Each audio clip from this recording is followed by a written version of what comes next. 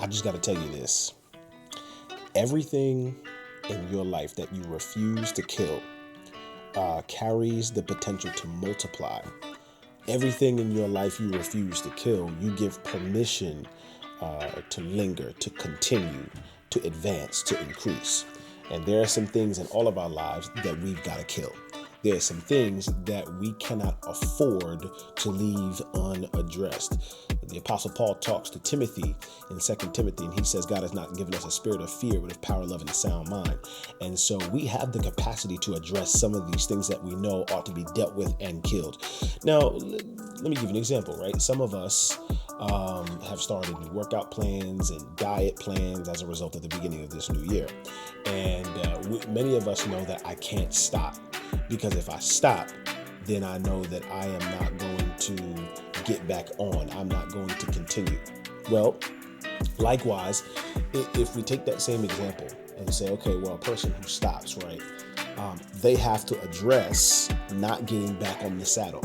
So let's say I start a new workout plan and I know I can't stop, because if I can't stop, then I'm not going to start again. But let's say, for argument's sake, something happens, I injure myself and I have to stop. Then I have to address now, okay, I'm not injured anymore. I need to get back on my workout plan. I need to get back on my diet plan, whatever it is.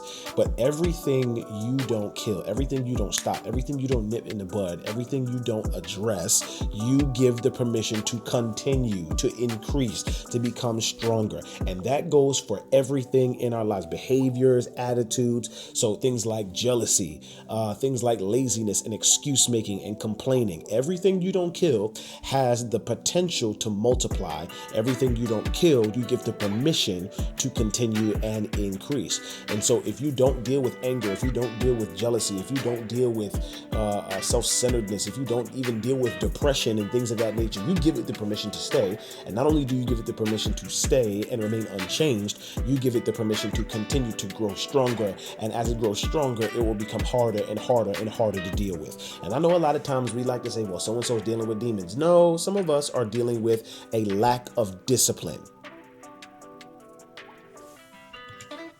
We say sometimes in church, you don't really need deliverance. You need discipline. And if you need any discipline at all, then you need, if you need any deliverance at all, then you need deliverance from the lack of discipline. And so I'm just trying to encourage all of us, because there's something in all of our lives that we have difficulty killing. But I don't think any one of us should let it live another night, because the rest of the year depends on the discipline we have now. I love you. I hope this helped. But I give you permission to go kill it. Don't allow it to continue. Peace, peace.